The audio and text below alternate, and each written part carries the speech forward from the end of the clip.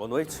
Pela primeira vez, Graça Foster admitiu que comprar a refinaria de Pasadena pelo equivalente a 1 bilhão e 300 milhões de dólares não foi bom negócio. A presidente da estatal contradiz o parecer de Sérgio Gabrielli, que presidia a empresa na ocasião da compra superfaturada. Na semana passada, Gabrielli afirmou a deputados petistas exatamente o contrário. Graça Foster alegou que o documento que baseou a tomada de decisão era falho, seguindo o argumento da presidente Dilma. E no NT Vale de hoje você também vai ver que o alerta sobre a dengue tem chegado a mais cidades do Brasil. No interior de São Paulo já são milhares de casos de dengue. As vendas no varejo aumentaram, mas o cenário geral é de menos movimento no comércio. Crise na Ucrânia. Manifestantes agrediram candidato à presidência do país.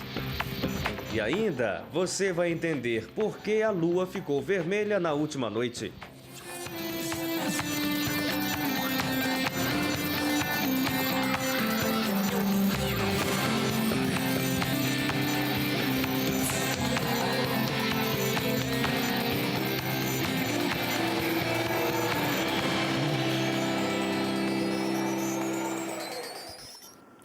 A presidente da Petrobras, Graça Foster, esteve hoje no Senado, exatamente no dia em que vai ter uma votação para instaurar ou não uma CPI para investigar a principal empresa estatal brasileira.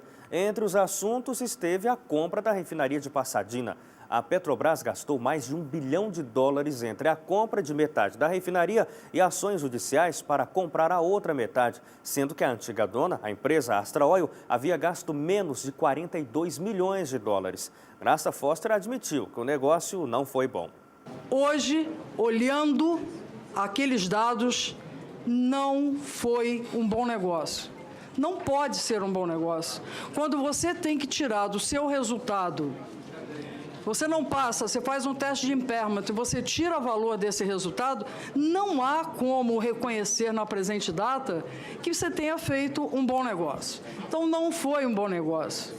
Esse é um ponto, isso aí é inquestionável do ponto de vista contábil. Quando você dá baixa no resultado, é que neste momento o projeto transformou-se em um projeto que de baixa probabilidade de recuperação do resultado.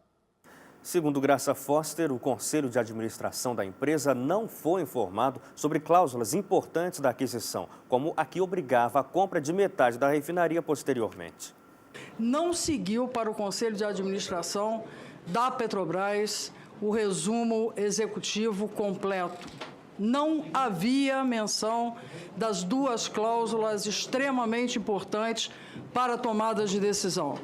O que foi aprovado foi a compra de 50% de Pasadena, uma parceria entre a Petrobras e o Grupo Astra, divisão de riscos, aproveitamento de expertise da Petrobras em refino, e a Astra não era uma refinadora, mas sim uma trading.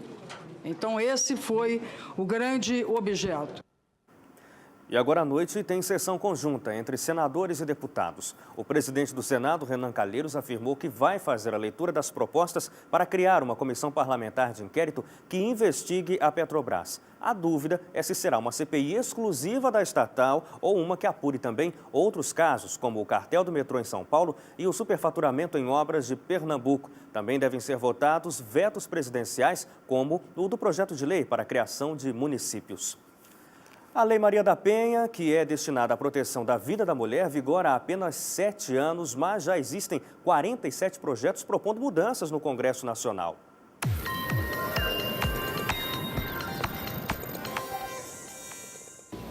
Amigos, a Lei Maria da Penha é vista como uma das 3 melhores do mundo para evitar, ou pelo menos não permitir que se avance aí nessa história da violência contra a mulher.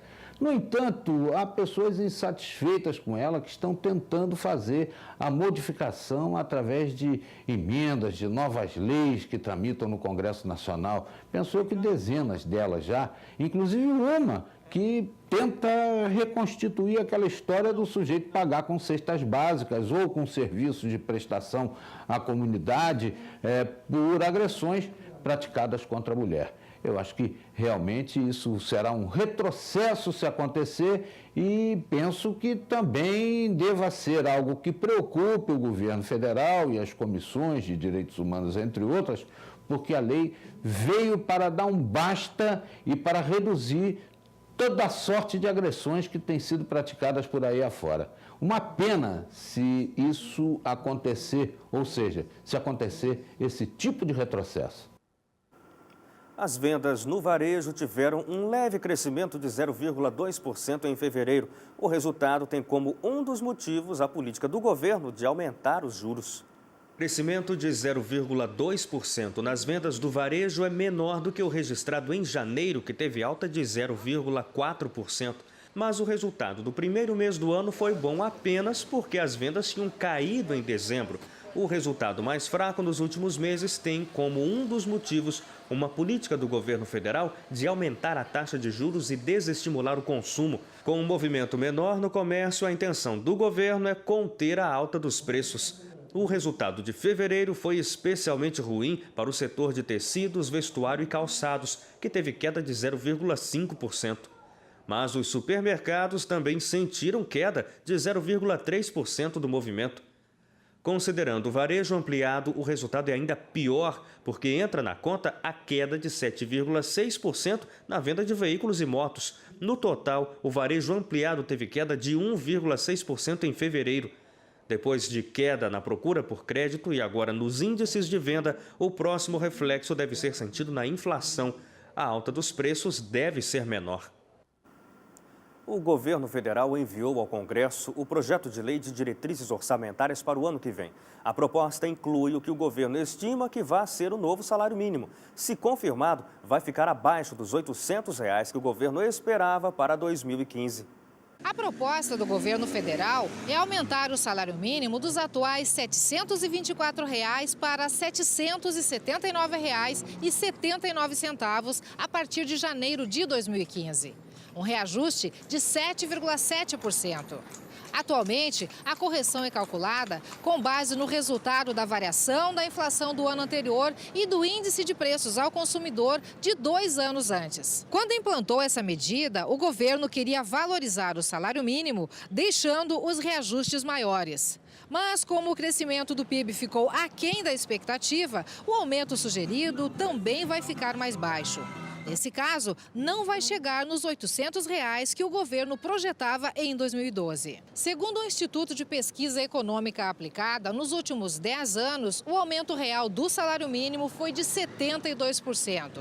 Este é o último reajuste calculado com base nas regras atuais. Manter o formato ou criar nova fórmula dependerá do próximo governo e dos próximos integrantes do Congresso Nacional. Lena Caetano para a Rede Novo Tempo. Depois de mais de uma semana de greve, cerca de 27 mil funcionários da construção civil no Rio retomaram hoje ao trabalho. Mas operários da obra do Parque Olímpico, na zona oeste da cidade, resolveram continuar parados. As obras dos corredores de ônibus expressos Transcarioca e Transolímpica, que estavam paradas há uma semana por causa de uma greve de operários, foram retomadas hoje pela manhã. O acordo fechado pelo Sindicato dos Trabalhadores da Indústria da Construção Pesada e o consórcio responsável pela obra estipulam um reajuste salarial de 9% e um vale-refeição mensal de R$ 310. Antes da negociação, o salário médio da categoria era de R$ 1.500. Mas o atraso nas obras para os Jogos Olímpicos ainda não está completamente resolvido. Os operários ligados ao Sindicato dos Trabalhadores da Construção Civil, LEVE, continuam em greve. Com isso, as obras no Parque Olímpico da Barra da Tijuca, principal palco da Olimpíada, continuam paradas. A greve já entra na segunda semana. Agora são 7h09 e no próximo bloco, a dengue se espalha pelo interior de São Paulo. Campinas e Taubaté já registraram mortes e milhares de casos da doença.